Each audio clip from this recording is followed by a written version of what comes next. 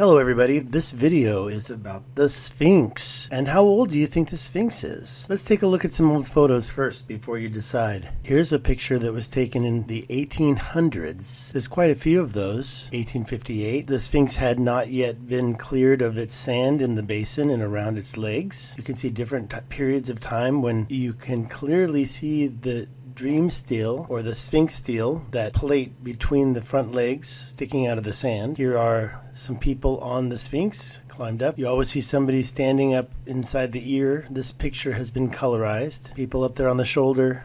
A postcard that says Carry, must be French. Look at him up in the ear. That's really buried, right? One taken in 1850, approximately. That's a nice one. But it brings up the question, how old is the Sphinx? It's not just 200 years old. You know that it's 1,000 years old, right? You know when it was made, or do you? Well, the story of the past that we've been taught is seriously broken, according to Graham Hancock, and I've learned a lot of stuff from him. For example, Göbekli Tepe, which was discovered in the last 25 years, undermines the mainstream narrative and has opened up an area of factual inquiry that could overthrow the existing model of mainstream history on the basis that there were no other known material artifacts that told another story or alternative civilization that could have built the Sphinx. It was assumed that hunters and gatherers wouldn't have been able to create the Sphinx, and that there were no other known monuments to prove the existence of any previously able civilization that could have built the Sphinx. But then, Göbekli Tepe, Turkish for Potbelly Hill, so Google says that the Sphinx is 512 years, giving it the age 2494 BCE. But now, with Göbekli Tepe, much of mainstream history that we've been taught regarding the Sphinx is in question, and that which is talking about mainstream Sphinx is available on Wikipedia, but I still question everything now. Hi everybody, I'm David Hansen. This is 20 years in Taiwan. Thank you for visiting my channel. There are a lot of other channels out there that I personally have learned new information from, including Brian Forrester's videos on the Sphinx, where he goes there and he talks about it as he walks around taking video.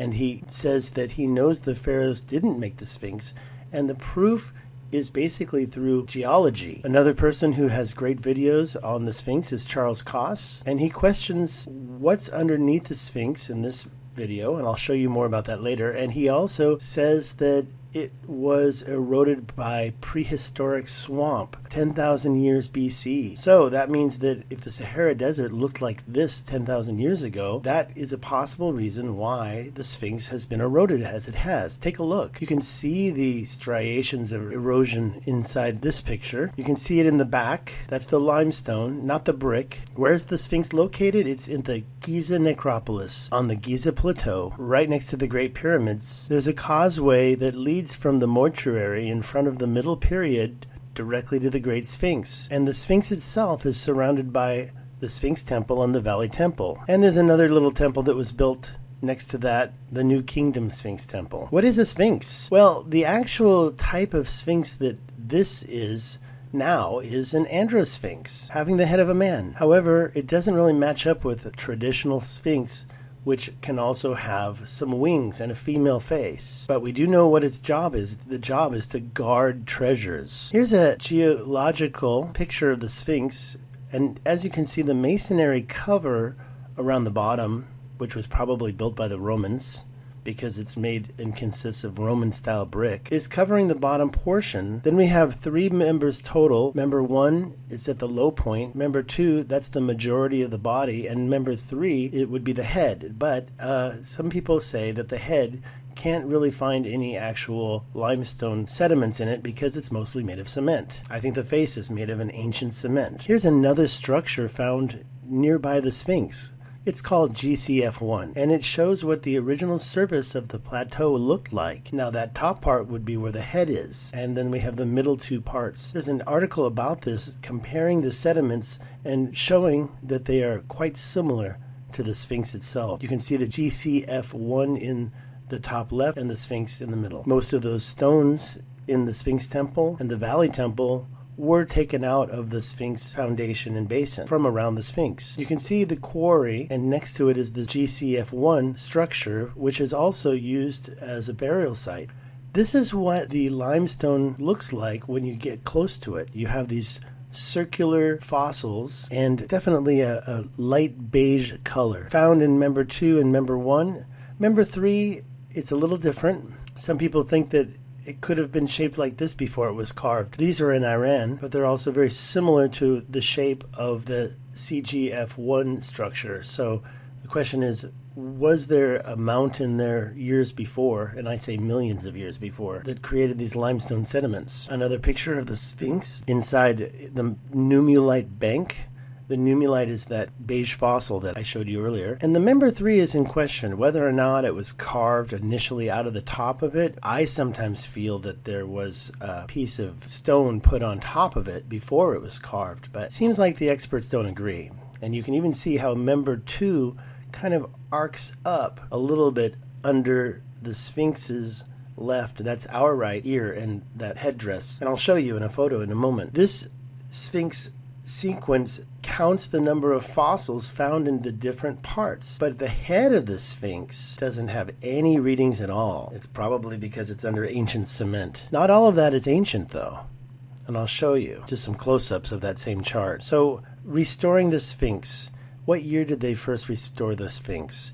Well, if you think about the whole Sphinx, when did ancient restorations take place? And when did that big crack disappear? A lot of people think that the head was recarved from something else during the dynastic period. That was 5,000 years ago. Was it an Anubis or a lion? Was it a goat? There are a lot of ideas, but most people agree that the head is too small for that Sphinx. And the bricks creating a lion's body were added during Roman times. So 2,000 years ago, 5,000 years ago, the Sphinx head was created. Look at that body. Does that look like a lion's body? Even with the brickwork, it doesn't really look like the body of a lion, but I can see that being the body of, say, a dog or a goat. Here's a picture of the Sphinx. Right after World War II, it turned out that they had supported the Sphinx head with these sandbags and other soft brickwork, and it was up for about 10 years and taken down, I think, in 1946. So it must have been the Germans. Could be wrong about that. A lot of different research you can do. Here you see in this aerial photograph how the rear end of the Sphinx is broken up, and there's also a hole on top of its head. This is also back in the 1800s before they made any repairs to the head. Take a look at the right side of the head there. Look at those notches. Now the left side was doing pretty good, but they still fixed that as well. And there was that big gash in the forehead. And I think they went around the front chin area, but I could be wrong about that. It's not something that's easy to look up. When you look it up on Wikipedia or other websites, they make reference to the major changes. This is a good picture of the back of the head before it got restored. You can see how the limestone goes up. The whole neck is limestone, and it goes up into the head. It looks like that it was like a cone, and they put the cement on top of it. Up close, you can see the striations of a type of molding or something they did. It must have been covered up when they first did it and became apparent from some type of erosion that occurred. But again, it is reported as cement. And you can see that the limestone body of the Sphinx quite clearly eroding away, and that erosion is very important. Here we can see what happened when they made the big change. They put this brickwork underneath the headdress, and it's seen here with the striations and the fills. You can see what happened up at the top of the forehead right there. They just put in a little bit of filler, but in the back they really filled it up and they rounded it out. And furthermore, down the side you can see the cement fill here and the brickwork that went inside there. You can see how the limestone comes up against the bottom of the headdress, and you can see the cement fill around the back of the neck and under the headdress. This is a really good picture on the right side. They even created the striations for the limestone around the back of the neck. A lot of experts have criticized the Egyptian Antiquities organization for trying to stop the crumbling of the limestone with cement, because they said it made things worse because the cement reacted with the limestone to create eroding salts. In this picture, it's really clear the difference between the limestone and the newer cement work. Up close you can see those are actually bricks, and those were done in like the 1920s or the late 20s. Not really sure. Could have happened a little earlier than that, because I tried to look it up and I just couldn't find any reference to these I'd like to know the exact date if anybody knows it. Let me know in the comments below. Here you can see the old head before it was fixed and the new head afterwards, looking much more solid and strong. In my opinion, it looks like a pretty good job. I really have to agree that it was a smart move. Down there you can see the Sphinx stele, or the Dream Stele. That was placed by the king who was given credit for building the Sphinx entirely, where the general new opinion is that the head was changed. Maybe the nose fell off of Anubis, and they said, hey, we got to change it. I heard a lot of talk with the New World Theory folks. They think that the head's been recarved several times. Dr. Charles Koss was saying that as well. So nobody cares about the face, and they don't care about the head. Seems like it might match the face of the first king. And when I say king, I mean pharaoh. It's an interesting shot here. You can see the brickwork really clearly. And then you've got this piece right here, that rock, that seems like it was where I think originally the limestone may have been carved out a little bit, but a big old piece of something else was put on top of that. Because even if you compare it to the original limestone structure that I showed you earlier, it doesn't seem to go tall enough to reach the head at all.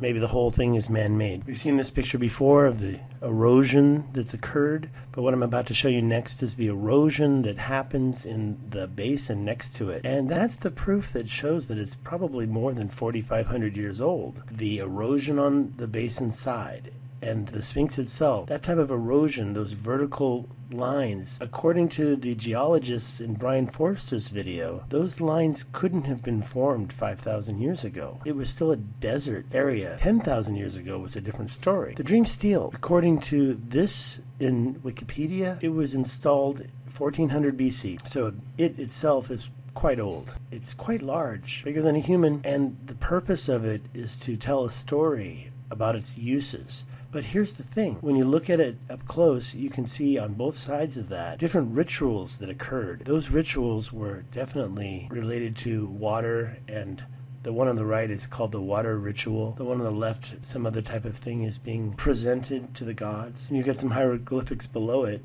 telling the story. But what Dr. Charles Koss was questioning was this structure below it. The hall below it seems to show a large structure, and I'll show you some more pictures later, but 15 meters high. So do chambers below the Sphinx go 50 meters down? We'll probably never know in our lifetimes, although there are plenty of holes around the Sphinx, and different scientists, this guy and other scientists, have actually gone into these holes and looked around. But it wasn't until the early ages that we got some feedback about the holes on top of the Sphinx. You can see these holes in modern day. See, they seem to have fixed the whole body of the Sphinx. That limestone isn't so smooth in the earlier pictures. And you can see the basin down below on the left side. And that hole in the back, it looks like in this picture it's covered up. But the hole in the head, that's a whole different story. This picture was taken in 1925. That was before they worked on the head. So that must be when they put the brickwork in there. You can see some modern day pictures of that hole on the head covered up. And this one,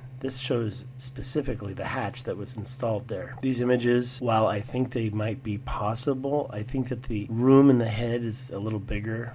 Could be wrong. 14 foot wide by 60 foot long. Is that how big the head is? I don't think so. To take another look, but it doesn't seem like that head's 60 foot long. This picture came from a video called The Secret Internal Chambers of the Great Sphinx by Ancient Architects. And there's the link. You can check it out yourself. But they implied that those chambers were being excavated in the early 1900s. Am I willing to believe these chambers exist? Of course I am. 2 cavities inside the body, and they do have some information here about different corridors and caverns discovered. This picture is probably more of a rendition. We're getting to the end. What happened to the Sphinx's nose? Well, maybe it was a cataclysmic thing like the same thing that happened to these. Perhaps they were hit by the tail of a comet, or just an intense coronal mass ejection, or some other cataclysmic event. But according to Wikipedia, rumors about Napoleon doing anything except shooting at it were rendered false by evidence of the broken nose before he was ever there. But there is a story about a Sufi Muslim named Muhammad Saim al-Dar, who destroyed the nose and was later executed for vandalism, but according to Wikipedia, that's still debatable. Here are some limestone fragments of the Sphinx's beard in the British Museum. Apparently they found the beard lying around, so the Sphinx must have had a beard at one point, but I've never seen any pictures with it wearing a beard. The scaffolding was on the Sphinx for years and years, and they finally took it down and reopened it. So these pictures were taken in the late 80s, early 90s. Another picture of the rear. This is a nice one. It makes me really feel like the top head, including the neck, was a big stone that was placed on top. There's such a horizontal line. Again, you can see that horizontal line here. Take a look at it. Doesn't that look like it was placed up there before the carving? Just seems a little bit too flat, too clean right there. And with the way megalithic structures were handled, it seems like they would have totally been capable of putting a nice limestone block right on the top and then carving it. So this is something that differs with what I hear from the mainstream and the alternative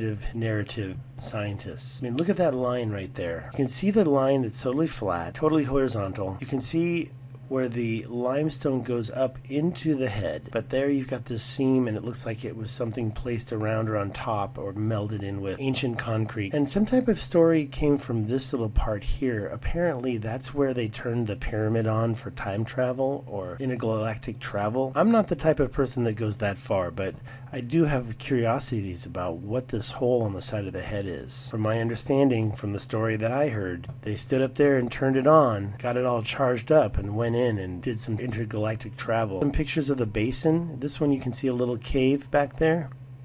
Here, the brickwork on the left side of the Sphinx looks like stairs going up the side. You don't see a lot of pictures of the altar. There's the altar right there. So you see the new temple, you see the Sphinx temple, you can't see the Valley temple, but these blocks were all cut out of this basin. That still needs some excavation. The erosion on the side of this Sphinx, though, and these sides of these basin walls are very similar to these mountains. So this erosion apparently takes 10,000 years. It's not something that happens, especially when it's a desert. Furthermore, the head of the Sphinx was sticking out of the sand, covered in sand, so how did all that erosion occur if there's no water and just sand? This is the altar, probably Greco-Roman, and this wood here apparently covers up an entrance to a chamber, and many people think it's the stairwell down to the big chamber. The erosion on that body proves that the Sphinx is at least 10,000 years old. The geologists in the Brian Forrester video were talking about up to 30,000 years old. So 10 to 30,000 years old. We see these type of ancient temples built into mountains, and so the Sphinx could have been the exact same design except of a Sphinx rather than a temple. Look at the one on the right. Was that a Sphinx or a lion?